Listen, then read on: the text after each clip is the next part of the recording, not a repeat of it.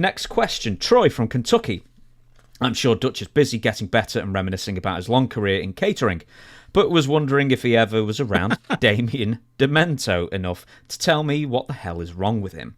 If you've got a few minutes and have been wondering what crazy looks like when it hits hits record and starts talking, take a look at it. Not very many videos, but enough to figure out that his cornbread isn't done in the middle. So, have you ever been on a show with Damien Demento? He briefly in WWF. Never met him. And after seeing this, I don't want to meet him. It's a long video, this one, so I'm not going to play it. Just show a part of it. Do you want me to show a part of it? Okay, bear with me 1 minute. Right, okay, we're back. Right, where do you want me to start? That they inducted anywhere the Bushwhackers into the WWE Hall of Fame. Nice guys, good guys. Funny, right? You know, ha. The thing is, when you have a Hall of Fame, right, it means that you had an influence on the industry, on the business. It wasn't because, you know, you had a long career, you were nice, or you were funny, or maybe you did favors. It was because you had an influence. And without question, the character that I created had an influence. On what? I could see it when I'm That's it. when I'm channel surfing. Is this what the hell?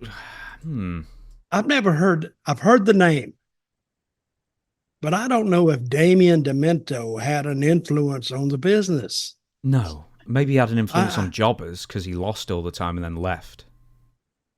And then he was saying the Hall of Fame, yeah, that's not for people who had an influence. It's had for people who drew money. I mean, if you're gonna, I don't know.